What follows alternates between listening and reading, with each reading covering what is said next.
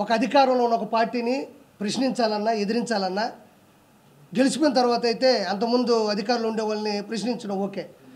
ఏమీ లేనప్పుడు కూడా నేను ఏమాత్రం భయపడకుండా జగన్మోహన్ రెడ్డి అవినీతి అరాచకాల్ని దౌర్జన్యాల్ని గ్రూపు రాజకీయాల్ని గురించి కూడా తిరుమల గురించి కూడా నేను ఏమాత్రం భయపడకుండా నాకు ప్రాణాపాయ స్థితి ఉన్నా నాకు థ్రెట్ ఉన్నా కూడా నేను ఏమాత్రం తగ్గలేదని మీ అందరికీ తెలుసు.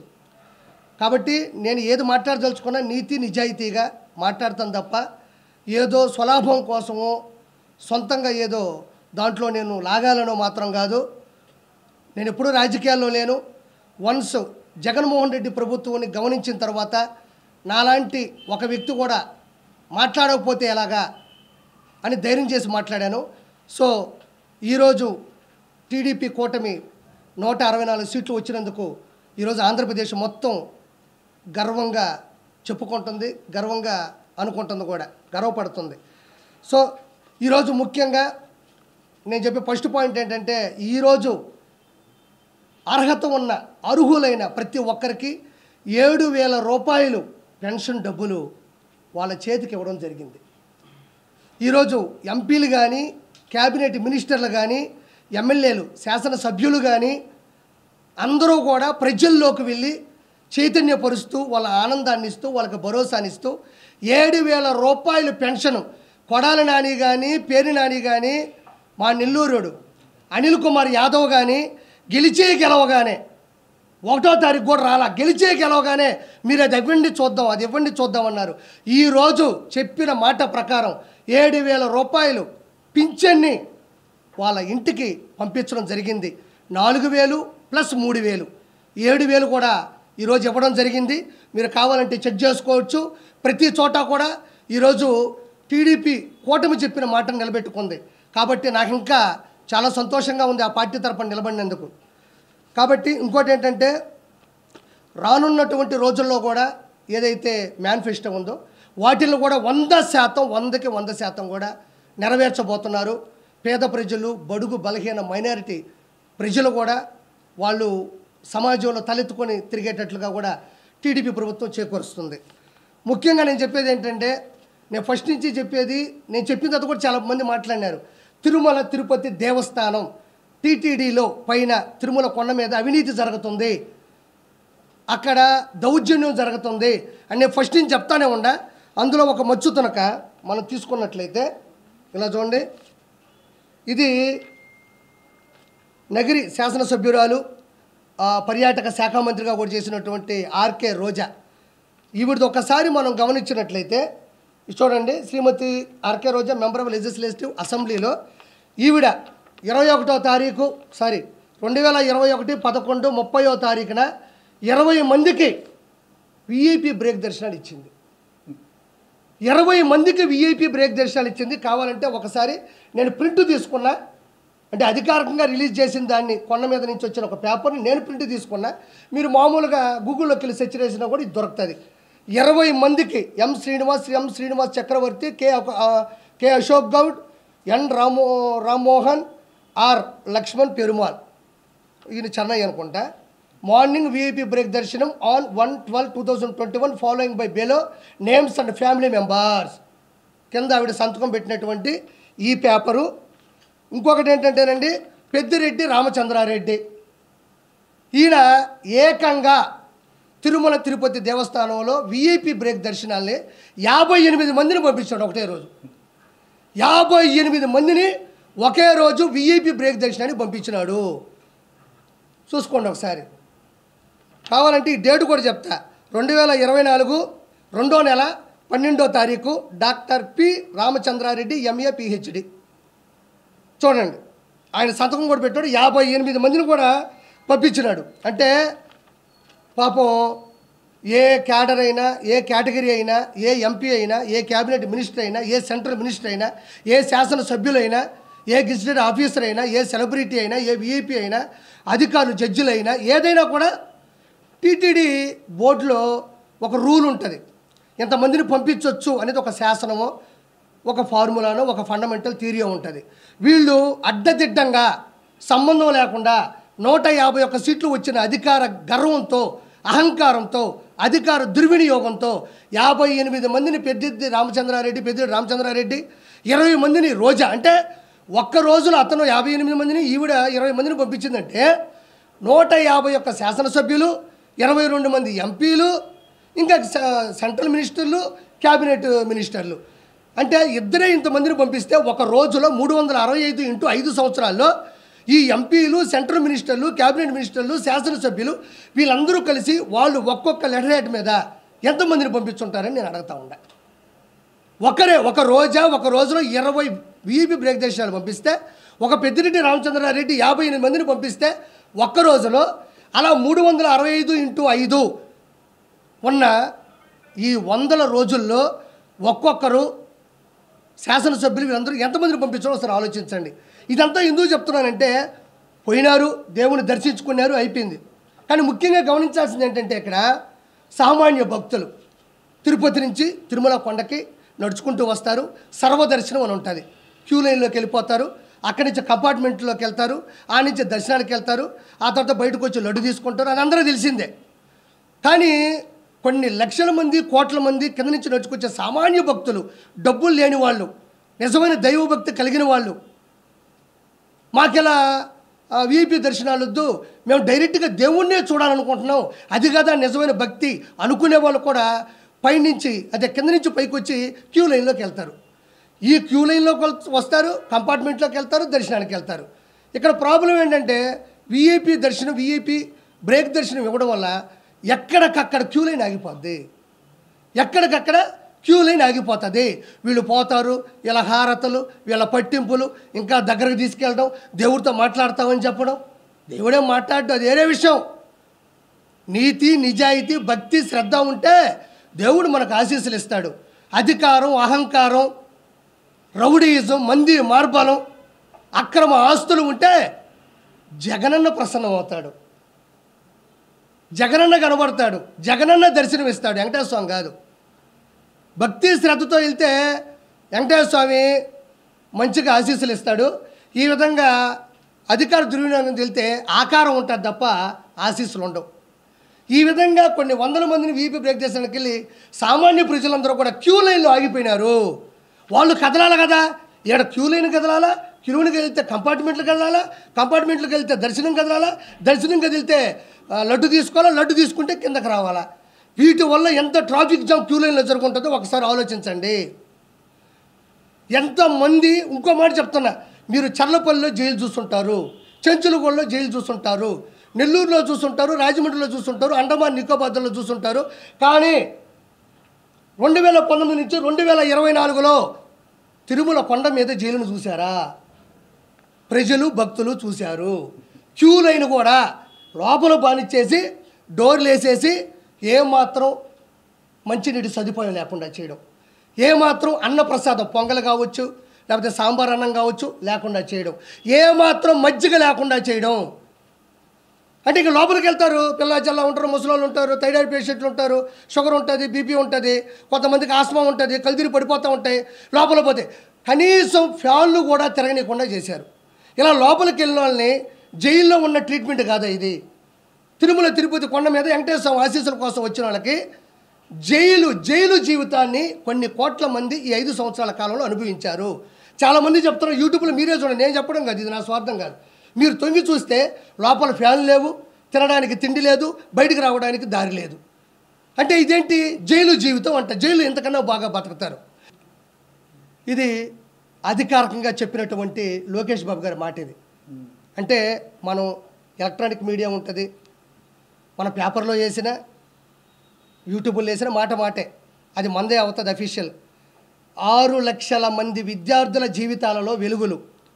వైకాపా ప్రభుత్వ హయాంలో విద్యా దీవెన, వసతి దీవెనకు 3,450 కోట్ల బకాయిలు పెట్టిన వైసీపీ ప్రభుత్వం.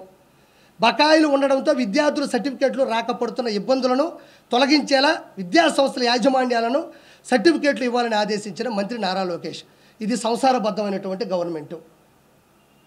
అంటే వచ్చే రాగానే పాపం ఎన్ని ఇబ్బందులు ఉన్నా కూడా ప్రవేశపెట్టారు. ఇంకోటి విద్యార్థులకు తీపి కదురు. ఇదేనమ్మా, ఇంకేమైనా ఉందా? మెగా డిఎస్సి మీద కూడా సంతకాలు పెట్టారు. ఇంకోటి కూడా నవ్వుకుంటారు అందరూ. మంచి ముందు ఆంధ్రప్రదేశ్కి వచ్చింది,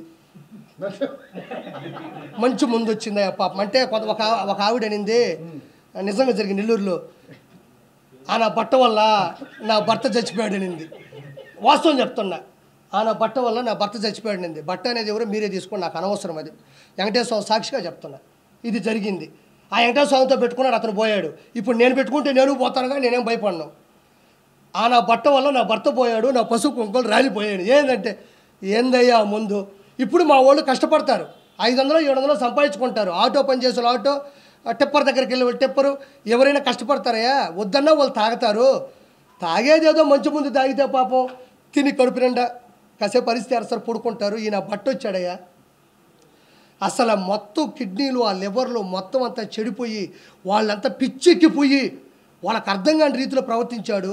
నాకు ఈ చిన్న వయసులో నా భర్త చచ్చిపోయాడు నా బట్ట వల్ల. నేను ఈరోజు భగవంతుడి దయ వల్ల మంచి ముందు, అంటే ప్రతి కల్చర్లో ఇది ఒక భాగం.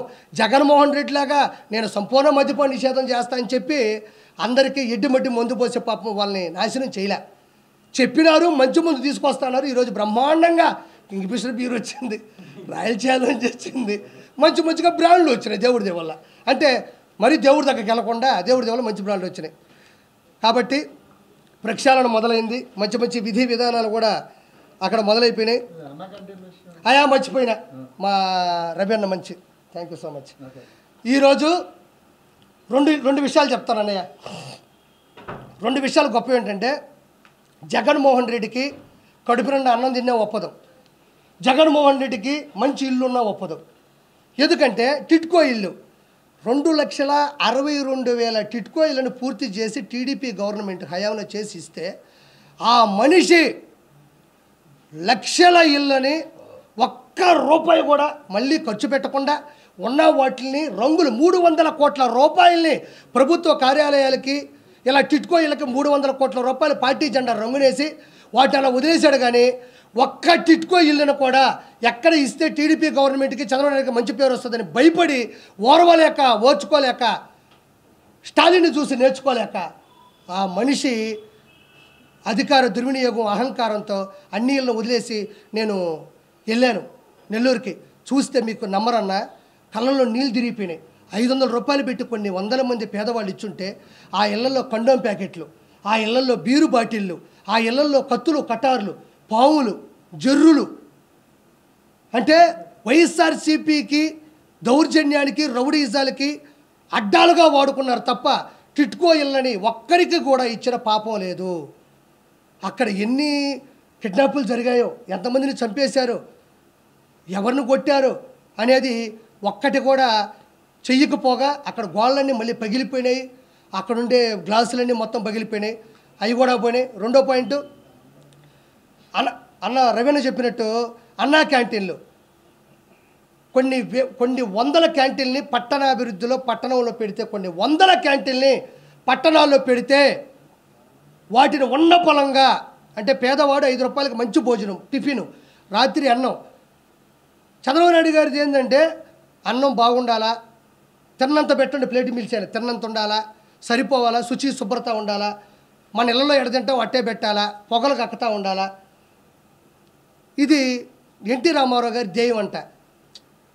ఏ పేదవాడు మంచి భోజనం లేకుండా కడుపు ఆకలితో చచ్చిపోకూడదన్న ధ్యేయంతో పుడితే అన్నిటిని పగలగొట్టి, అన్నిటిని విసిరేసి సచివాలయాలుగా, బరిలు కొట్టంలుగా, కొన్ని మళ్ళీ వైఎస్ఆర్సీపీ అడ్డాలుగా, కొన్ని కూల్చివేత చేసి ఈరోజు అన్నా క్యాంటీన్లు మొత్తం కొన్ని 100 కోట్ల రూపాయలని దుర్వినియోగం చేశాడు. అక్కడేమో లక్షల కోట్లు టిట్కో ఇల్లు డబ్బులు నాశనం చేశాడు. ఇప్పుడు మళ్ళీ చెప్పిన వెంటనే చిత్తూరులో మన జగన్మోహన్ నాయుడు, జగన్ అంటే ఆ జగన్ కాదయ్యా, ఇతను మంచోడే, నా స్నేహితుడే, జగన్మోహన్ నాయుడు అని చిత్తూరు ఎమ్మెల్యేగా గెలిచాడు భారీ మెజార్టీతో, విజయానందరెడ్డి మీద, గంజాయి మీద గెలిచాడు, గంజాయి విజయానందరెడ్డి మీద. అతను ఓపెన్ చేశాడు, మంచి భోజనం, మంచి టిఫిన్ పెడుతున్నాడు. నారాయణ గారు కూడా ఇప్పుడు ఒకటి ఓపెన్ చేస్తారు. ఈ విధంగా 300 నుంచి 400 వరకు, నా దేశం వరకు అన్ని పట్టణాల్లో కూడా, అన్ని టౌన్లో కూడా మొత్తానికి రెడీ అవుతున్నాయి. మొత్తానికి ప్రక్షాళన జరిగింది, మొత్తానికి మంచి గవర్నమెంట్ వచ్చింది. నేను వీళ్ళందరూ కూడా కోరుకునేది అంటే, ఆ వెంకటేశ్వర స్వామి సాక్షిగా చంద్రబాబు నాయుడు గారు కానీ, లోకేష్ బాబు గారు కానీ, వీళ్ళందరూ కూడా ఏ మాత్రం ఇగో లేకుండా, ఏ మాత్రం కల్తీ లేకుండా, ఏ మాత్రం బూతులు లేకుండా వీళ్ళందరూ చాలా స్వచ్ఛందంగా చాలా స్వేచ్ఛగా రాజకీయం చేస్తున్నారు. కాబట్టి రానున్న రోజుల్లో యువతకు కానీ వృద్ధులకు కానీ చిన్నపిల్లలకు కానీ పెళ్లి చేసుకున్న అందరికి కూడా మంచి సదుపాయాలు ఉంటాయి. ఆ వెంకన్న సాక్షిగా ఈ ఆంధ్ర రాష్ట్రం మంచి అభివృద్ధిలో కల మనస్ఫూర్తి కోరుకుంటున్నాను. మీరు మీ సపోర్టు నాకు ఇప్పటి నుంచి కాదు ఎప్పటి నుంచో ఉంది. ఎప్పుడు నా అంశాన్ని జనాలు తీసుకెళ్ళడంలో ఏ ఒక్కరితో నాకు తెలియదు, కానీ నాకు ఏ రోజు మీడియా సపోర్ట్ తగ్గదు. నా పాయింట్లు చాలా ఇంట్రెస్ట్గా వింటారు. కాబట్టి ఇది విషయం జనాలకు తెలియాలని కోరుకుంటున్నాను. రోజా గారి పరిస్థితి మంచి క్వశ్చన్ అడిగాము.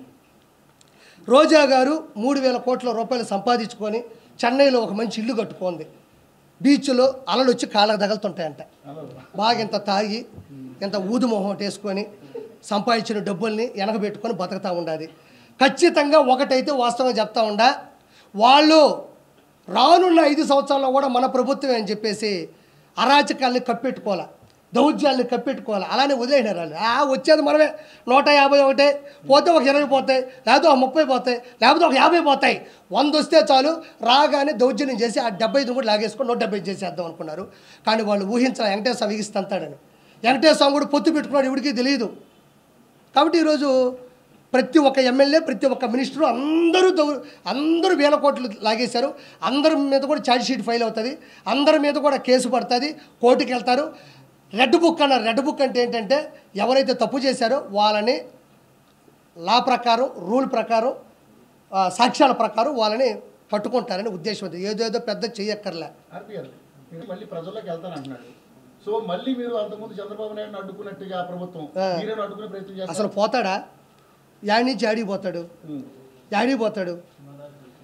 టిట్కో ఇల్లు ఇవ్వకుండా నువ్వు పోయి నేను మంచి చేస్తానని చెప్పగలడా? అన్నా క్యాంటీన్లన్నీ రద్దు చేసి అన్నా క్యాంటీన్లు పక్కన కొట్టి నీకు అన్నం పెట్టాడని చెప్పగలడా? రోడ్లు సరిగ్గా ఇవ్వకుండా నీకు నేను ఆటోలు ఇచ్చాను, 10,000 రూపాయలు డబ్బులు ఇచ్చాను చెప్పగలడా? ఏ పక్క నుంచి నీకు నేను మంచి చేశానని చెప్పగలడు? ఒక మాట, చిన్న మాట ఇది.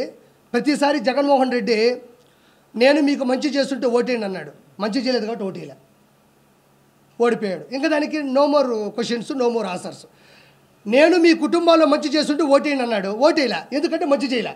రెండో పాయింట్, నీ బిడ్డ 99% అన్నీ కంప్లీట్ చేశాడు అన్నాడు. నేను ఈరోజు ఒక మాట చెప్తున్నా, 99% అన్నాడు, మిగతాది 1% ఉంది కదా. ఆ 1% ఏమనుకుంటున్నారు? ఏమన్నా సంపూర్ణ మద్యపాన నిషేధం అన్నావు, మరి చేయలేదంటే అదే 1% అంటాడు, అదే 1% అంటాడు. టిట్కో ఇల్లు ఇస్తా అన్నావు అంటే అదే 1% అంటాడు. తర్వాత వచ్చేసి పోలవరం ప్రాజెక్టు ఫినిష్ చేస్తా అన్నావు కదా, అదేంటంటే నేను చెప్పాను కదా 1% చేయలేదని, అదే 1% అంటాడు. ఏదైతే మేనిఫెస్టో పెట్టి ఏదైతే మెయిన్గా చేయలేదో అవన్నీ ఆ 1% వదిలేడు చూసారా, ఆ 1%లో దోసేస్తాడు. అంటే ఒరిజినల్ చెప్పాల్సింది ఏంటంటే చేసింది 1%, చెయ్యనివి 99%. బిడ్డ బటన్ నొక్కితే నేరుగా అన్నాడు. ఈ జనసేన కార్యకర్తలు, బీజేపీ మద్దతుదారులు, టీడీపీ ఓటర్లందరూ కూడా బట్టను నొక్కితే నేరుగా పోయి సైకిల్ మీద పడి బెల్ల కొట్టుకొచ్చింది. కొన్ని పోయి గ్లాసులో పెట్టి టీ తాగినారు, ఇంకొక కమలం పెట్టుకొని మంచిగా సువాసన పీల్చుకున్నారు. ఈరోజు కొడాలని అనేవాడు అన్నా మొత్తం చూడు, మొత్తం ఉండాయి, అర్థమైంది. ఇదిగో నీ ఆవేదన నాకు తెలుసు. ఈరోజు టీడీపీ జనసేన గెలిచిందంటే అదే. వాళ్ళు అంత అయిపోయినా ఇంత జరిగినాక కూడా బయటకు వచ్చి మాట్లాడతాం, ప్యాలెస్ లో జరిగింది ఏమి లేదు, అది దాని ఒక అద్భుత కట్టడం అని చెప్పి చెప్తా ఉన్నారు. కానీ నిజంగా ఇంకా వాళ్ళకి బుద్ధి వచ్చింది అనుకుంటున్నారా అనుకుంటారా? మీ ఒపీనియన్ ఎవరికి?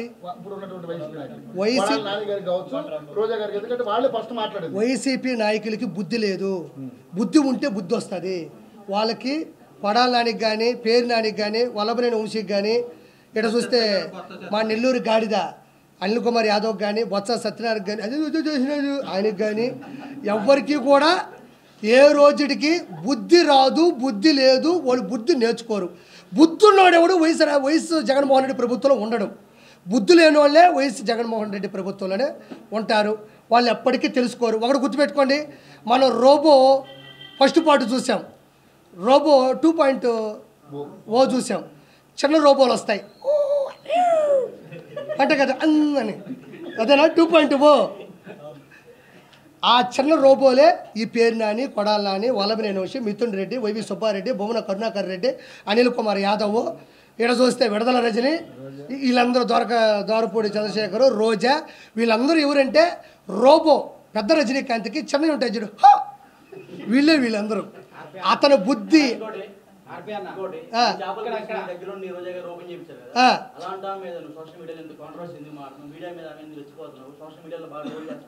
మంచి మాట అడిగావు. నేను చెప్దాం అనుకున్నా మర్చిపోయావు, నువ్వు గుర్తు చేసావు, నీకు ధన్యవాదాలు. సరే ఒక మాట చెప్తా, చెప్తా వస్తున్నా. ఇక్కడ చాలా రేట్లు ఉన్నారు. ఒక పాయింట్ అన్నా వాడు చెప్తా గుర్తుపెట్టుకోండి. సైలెన్స్ అన్న, ఒక పాయింట్ చెప్తున్నా.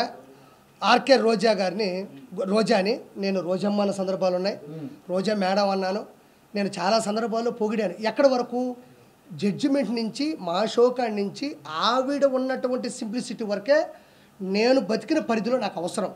నేను మనసు నా రాష్ట్రాన్ని సర్వనాశనం చేస్తున్నారు, అందులో రోజా కూడా ఒక భాగం అయిపోయింది అని నేను తెలిసినప్పుడు, నేను రాజకీయాల్లోకి వచ్చినప్పుడు, రాజకీయాల్లోకి వస్తే అటాక్ చేయాలి, తిట్టాలనే పద్ధతి కాదు. ఆవిడ తప్పు చేసింది కాబట్టి చిన్న ఆర్టిస్టులు, చిన్న చితక ఆర్టిస్టులు. నేను ఈరోజు ఒక మాట చెప్తా ఉండా, ఈరోజు ఆవిడ జడ్జిమెంట్కి వచ్చి డబ్బులు తీసుకుంది, టీం లీడర్గా నేను డబ్బులు తీసుకుని ఆవిడ పని ఆవిడ చేసింది, నా పని నేను చేశాను. ఎక్కడే వాడు స్వచ్ఛందంగా వచ్చే అయ్యో ఆర్పీ వచ్చాడు స్కిట్ చేస్తున్నాను నేను పొగడాలా, వాడిని నేను నిలబెట్టాలని ఎవడు రారు. నేనేమో రోజా గారు వచ్చారు ఆవిడ జడ్జిగా నిలబడాలని నేనేమో ఊరికే స్కిట్లు చేయలే. ఎవరు డబ్బులు వాళ్ళు తీసుకున్నా, ప్రొడ్యూసర్ కూడా సంపాదించుకున్నాడు. ఎవరి పని వాడిది, ఆడితే ఒక వ్యాపారం. వాళ్ళు డబ్బులు పెట్టుకొని ఎవరైతే ఛానల్స్ పెట్టుకున్నారో, ఛానల్స్ తీసుకున్నారో వాళ్ళు ఆనందంలో వాళ్ళు డబ్బులు పెట్టారు, వాళ్ళు బతికారు. నేను ఎవరైనా వాడు చెప్తున్నా, ఈరోజు చిరంజీవి గారు మంత్రి అయిన తర్వాత చీర పెట్టి, కడుపు నిండా అన్నం పెట్టి, ఆ రోజంతా ఆవిడ్ని సంతోషపెట్టి, సంతోషం అమ్మా ఒక ఆడపిల్ల ఉండి, ఒక హీరోయిన్ ఉండి, నా కొలీగ్ ఉండి నువ్వు ఈరోజు మంత్రి పదవి వచ్చిందని పైన ఆయన చీర పెట్టి, కడుపు నిండా అన్నం పెట్టి, సరదాగా ఇంట్లో కాస్త కూర్చోబెట్టి పంపించిన పక్క రోజే ఈ రోజా పవన్ కళ్యాణ్ పట్టుకొని తిట్టలేదా? పవన్ కళ్యాణ్ గారిని ఆవిడికి సిగ్గు లేదా? అలాంటప్పుడు చిరంజీవి గారిని పట్టుకొని తిట్టలేదా? నాగబాబు గారిని పట్టుకొని తిట్టలేదా? ఏ రోజు తిట్టలేదా? అదే రోజా, ఆర్కే రోజా చిరంజీవి గారితో ఎన్ని సినిమాలు హీరోయిన్గా చేయలేదు? ఎన్నిసార్లు వాళ్ళు కలిసి భోంచేస్తుంటారు, ఎన్నిసార్లు వాళ్ళు సీన్లు డైలాగులు ఇద్దరు కలిసి మాట్లాడుకొని ఉంటారు, ఎన్నిసార్లు ఒకరినొకరు ప్రోత్సహించుకొని ఉంటారు. బాలయ్యబాబు గారిని పెట్టుకుని ఎన్ని తిట్లు తిట్టలేదు, బాలయ్యబాబు గారు ఎన్ని సినిమాలు చేయలేదు. ఒకసారి వికీపీడియా కొట్టి చూడండి. వాళ్ళు ఏ పాపం చేశాను తిట్టావు, నువ్వు అన్న పాపం చేసావు, ఏ పుణ్యము చేయలే. 3,000 కోట్ల రూపాయలు నగిరి ప్రజల మీద సంపాదించావు. కాబట్టి నేను ప్రశ్నించా, నీకు దమ్ముంటే నన్ను ప్రశ్నించు, ఎవరిని తిట్టకూడదు. నేను ఒకటే మాట చెప్తున్నా, నువ్వు జడ్జి చేసినంత మాత్రానో, నువ్వు నాకు దగ్గరైనంత మాత్రానో నువ్వు రోడ్లకి పోతే ప్రశ్నించకూడదా? నువ్వు జడ్జి అయినంత మాత్రానో, నాకు దగ్గరైనంత మాత్రానో గంజాయి అమ్ముతుంటే ప్రశ్నించకూడదా? నువ్వు జడ్జిమెంట్ ఇచ్చినంత మాత్రానో, నాకు దగ్గరైనంత మాత్రానో నువ్వు బూతులు నాయకుల్ని తిడతా ఉంటే నేను ప్రశ్నించకూడదా? నువ్వు జడ్జి అయినంత మాత్రానో, నాకు దగ్గరైనంత మాత్రానో నగిరి అభివృద్ధిని పూర్తిగా సున్నా చేస్తే నేను ప్రశ్నించకూడదా? నాకు దగ్గరైనంత మాత్రాన నువ్వు ఏది చేస్తున్నా సరే ఏ రోజు జీవితంలో ఆ రోజు కలిసి భోంచేసాం కదా, ఆ తర్వాత జరిగే యదవ పనులకి ఈ ఒక్కరోజు తలుచుకుంటే రాష్ట్రాలు కాదు రాజధానిలో కూలిపోతాయి. ఒక విషయం చెప్తాయండి, దాడి జరిగితే నా మొహం మీద ఒక దెబ్బ అన్నా కొడతారు, దెబ్బలు ఏమైనా ఉన్నాయో చూసుకున్నాను. అయినా వాడు చెప్తే గుర్తుపెట్టుకోండి, అది జరిగినా నేను దాన్ని ఎలా రికవరీ చేయాలో తెలుసు, నేను ప్రెస్ మీట్ పెట్టుకొని మాట్లాడతాను తెలుసు, చేసిన తప్పుని నిలదీయగలను. నా చేపల పులుసు మీద పడితే నా మీద పడ్డట్టే. నా చేపల పులుసు అంటే నా దగ్గర తీసుకున్న వాళ్ళు కావచ్చు, నేను ఇచ్చిన వాళ్ళు కావచ్చు, నాయి కావచ్చు. నేను అంత ఈజీగా ఇన్నోసెంట్ నేను కాదు. నేను జగన్మోహన్ రెడ్డినే నేను ఎలక్షన్స్ ముందే ప్రశ్నించినవాడిని. నేను ఎవరైనా నా దాని మీద దాడి జరిగితే నేను ఎక్కువ పెడతా. ఇప్పుడు విజయవాడలో నేను పెడతాను, ఎవరిని ఆపని చెప్పి చూద్దాం. విజయవాడలో నాకు తెలిసిన ఒక ఫ్రాంచైజీ ఓనర్ తీసుకున్నాడు, నేను కూడా అందులో భాగంగా ఈరోజు విజయవాడలో పెడుతున్నా, కొత్త రాజధానిలో పెడుతున్నా. ఎవడు చాపుతాడు ఆపని చెప్పి చూద్దాం. నేను ఆడే ఉంటా, ఆ రోజు ఏ దాడి చేస్తారో చేయమని చెప్పు. నేను ఆడే ఉంటా, గుమ్మడికాయ నేనే కొడతా, నేనే వడ్డిస్తా, నేనే కూర వండుతా. ఎవరు దాడి చేస్తారో చేయమని చెప్పు. నేను ఆ రోజు కూడా ముందు రోజు ప్రెస్ మీట్ పెడతా. విజయవాడలో నేను పెట్టే నెల్లూరు పెద్ద చేపల పులుసు మీద ఎవరు దాడి చేస్తారో చూద్దాం రమ్మను. ఏమంత ఈజీ? ఇది ప్రజాస్వామ్యం, ఇది ప్రజల కొరకు, ప్రజల చేత రాసినట్టు రాజ్యాంగంలో ఉన్న ప్రజలు మనం ఇష్ట ప్రకారం వచ్చి దాడులు చేస్తుంటే లా ఎట్టబోయింది, పోలీస్ డిపార్ట్మెంట్ ఎట్టబోతుంది, సెక్షన్లు ఎట్టబోతాయి, ప్రజలు ఎట్టబోతారు, మీడియా ఎట్టబోతుంది, ఆడిపోతాయి, సీసీ కెమెరాలు ఎట్టబోతాయి. అంత ఈజీ అనుకున్నారు ఒకటి మీద ఒక దాడి చేయాలంటే. అంత ఈజీగా ఉండదు. దేని మీద దాడి చేసినా అది నా మీద చేసినట్టే, అంత ఈజీగా నేను వదిలిపెట్టను. నాకు ఇప్పుడు నీకు కూడా గుర్తుపెట్టుకో, ఇప్పుడు ఒక మెస్సో పోయినావు, అన్నం తిన్నావు, ఏమమ్మ పచ్చడి లేదు అన్నాడు, ఆడుంటే ఇంకా నా మెస్స రావద్దు అన్నాడు. మెస్స రావద్దు, నువ్వు మెస్సో పోతా, ఏమో 150 రూపాయలు డబ్బులు తీసుకున్నావు, మెస్సలో భోజనం పెట్టావు, సాంబార్ బాగాలేదు, పచ్చడి బాగాలేదు, ఒక హితువు చెప్పావు, అంత మాత్రం నువ్వు నా మెస్సకు రావద్దు అన్నాడు. నీ మెస్సకు రాను, ఇంకో మెస్సో పెడతా, లేదా మా ఇంట్లో తింటా, లేదా నేను వండుకుంటా, లేదా పెరుగు పెట్టు, లేదా స్విగ్గీ జొమాటో పెట్టుకుంటా. అంత మాత్రం అల్లు అర్జున్ గారి సినిమాలో మాత్రమే చెయ్యాలని రాసి పెట్టుందా? మీరు అడిగారు కదా, నేను ఆయన నిందించట్లే. క్వశ్చన్ దానికి నేను తప్పించుకోకూడదు, నేను తప్పించుకోవాల్సిన అవసరం లేదు కాబట్టి అది వదిలేసి ఇప్పుడు అది వద్దు నేను అలా. సినిమా ఇండస్ట్రీ చిత్తూరు నాగయ్య గారి టైంలో నుంచి చిరంజీవి గారి టైం వరకు వచ్చింది. కెమెరామ్యాన్లు విఎస్ఆర్ స్వామి గారి దగ్గర నుంచి, చోటా గారి దగ్గర నుంచి ఈ రోజు వరకు వచ్చింది. కమిడియన్లు 24 crafts, film chamber, producer council, junior artist సంఘం, ఏమన్నా కెమెరా సంఘం, కెమెరా ఆర్టిస్టులు, కెమెరామెన్, ఇవన్నీ పెద్ద పెద్ద క్రాఫ్ట్స్. అవి ఎవ్వరు ఏ దాన్ని అణిచివేయలేరు. నాకు ఆ రోజు జరిగి తప్పు అనిపించిందా నేను చెప్పా, ఈరోజు నిలబడ్డాను అంతే. నేను ఆ విషయం నేను వెనక్కి తగ్గను. ఇప్పుడు మీరు అడగకపోతే నేను చెప్పేవాడు కాదు, ఎప్పటికైనా కట్టుబడి ఉంటా. నీకు దమ్ము ఉంటే నేను బతుకున్నంతకాలం నువ్వు నన్ను రోజు ప్రశ్నిస్తూ ఉండు. నేను కట్టుబడి ఉంటా, నేను కట్టుబడి ఉంటా, నేను కట్టుబడి ఉంటా. పోతామండి ఏ రోజు బాము. షుగర్ వస్తే పోవట్లేదా, థైరాయిడ్ వస్తే పోవట్లేదా, అంతు పట్టిన జబ్బు వస్తే పోవట్లేదా, ఎదిరించి పోదాం, ప్రశ్నించి పోదాం, ఎదుటి క్వశ్చన్ చేసి పోదాం, ఏముంది దాంట్లో? నాకేం ఇబ్బంది, తీసుకోకపోతేనే ఇబ్బంది, నాకు ఏ రోజు ఇబ్బంది అనిపించదమ్మా. ఏమంటే ఈరోజు జబర్దస్త్లో కానీ, ఈరోజు ఉన్న 175 మంది శాసనసభ్యులు కానీ, 25 మంది క్యాబినెట్ 25 మంది ఎంపీలు కానీ, క్యాబినెట్ మినిస్టర్లు కానీ, వాళ్ళు కూడా నాలాగే ఒక అమ్మ అబ్బకి పుట్టొచ్చిన వాళ్ళే. వాళ్ళు కూడా వాళ్ళ సంఘర్షణ స్థితి, వాళ్ళు ఉద్యమం కావచ్చు, వాళ్ళ డిగ్రీ కాలేజీల్లో వాళ్ళు లీడర్లు అయి ఉండొచ్చు, తర్వాత ఏదో ఒక ఉద్యమం మీద వాళ్ళు తిరుగుబాటు చేసి ఉండొచ్చు, ఆ తర్వాత కాలంలో రాజకీయాల్లోకి వచ్చి ఉండొచ్చు, నిలబడి ఉండొచ్చు. అది ఎవరికి వ్యతిరేకం కాదు, ఎవరికి వ్యత్యాసం లేదు. నాకు అనిపించింది, నా బాడీలో అది ఉంది, నేను ప్రశ్నిద్దాం అనుకున్నా, ప్రశ్నించానంతే. ఒకసారి ముందుకెళ్ళిన తర్వాత క్షమాపణ చెప్పే పరిస్థితి ఏ రోజు నేను తెచ్చుకోను. క్షమాపణ చెప్పే విధంగా నేను తప్పు చేయను. నా జీవితంలో నేను ఎవరికి క్షమాపణ చెప్పను.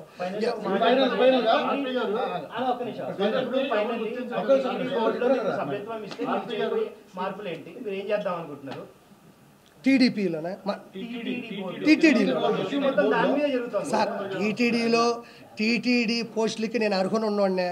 నాకు అర్హత ఉందా, లేకపోతే మనం ఏదో 10 మైకులు పెట్టుకొని మాట్లాడేంత మాత్రం అది అర్హత అని నేను అనుకోను. మనకి ఒక సామాన్యుడిగా ఈ రోజుకి ఇదిగో నేనే కండువా తెచ్చుకున్నా, నేను వేసుకున్నా, నేను మాట్లాడుతూ ఉన్నా, నేను స్వచ్ఛందంగా చేస్తున్నా. నేను మామూలుగా వెళ్ళానన్నా, నేను వెళ్ళిన పద్ధతి కరెక్ట్ కాదు, ఆ పాయింట్ కూడా కరెక్ట్ కాదు.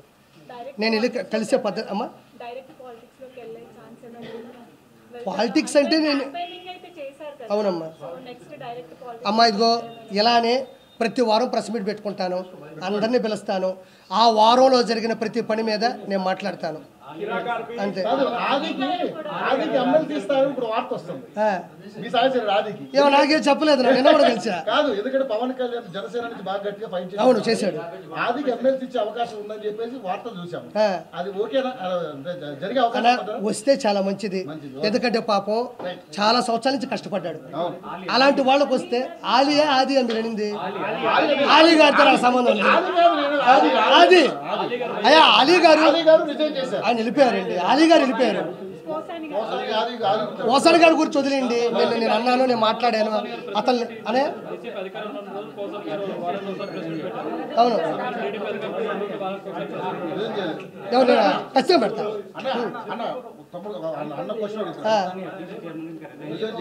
ఎవరు చేస్తాడు? ఇప్పుడు ఎఫ్డీసీ చైర్మన్గా పోసాన గారు రిజైన్ చేయలేదన్నారు, చేయకుండా ఇంట్లో పెట్టుకుంటాడండి దాన్ని. ఆ రోజు నేను మాట్లాడినప్పటి నుంచి ఈ రోజు వరకు బయటికి రాలా. బయటకు వచ్చి కనీసం ఓడిపోయిన తర్వాత అయినా ప్రజలు మమ్మల్ని ఎందుకు ఓడించారో మేము తెలుసుకుంటాం, మేము నేర్చుకుంటాం అని కూడా లేదు.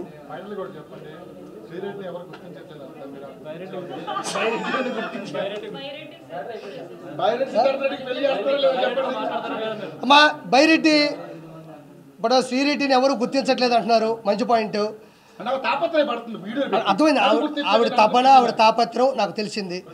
ఇప్పుడు బైరెడ్డి కూడా వయసులో ఉన్నాడు, పొరకలు వేస్తున్నటువంటి వయసు, ఉత్సాహమైనటువంటి ఉత్సుకతతో కూడినటువంటి వయస్సు. కాబట్టి నువ్వు ఎలాగో వన్ సైడ్ లవ్ కాబట్టి ఒకసారి ప్రపోజ్ చేయి, వెళ్ళు బైరెడ్డి సిద్ధార్థ రెడ్డి దగ్గరికి వెళ్ళు. బయటకు వచ్చేస్తే పట్టేసుకున్నారు కదా, మీరు పట్టేసుకుంటారు భయం కదా. అతను కూడా పట్టేసుకుంటారు. అతనికి ఏముంది ఇప్పుడు, ఇద్దరు కలిసి అంటే ఇద్దరు కలిసి ఒకరినొకరు అర్థం చేసుకోవడమే నిజమైనటువంటి పరమార్థం. ఇప్పుడు వైఎస్ఆర్సీపీ వెళ్ళి బైరెడ్డిని పిలిపించుకొని ఇద్దరు మాట్లాడుకొని ఏమ్మా ఏంది పరిస్థితి ఏంది అనుకుంటే వాళ్ళ ఇష్టాలు వాళ్ళవి. అందరికీ వచ్చారు, అందరికీ సంతోషం. ఓం నమో వెంకటేశాయ. జై శ్రీరామ్.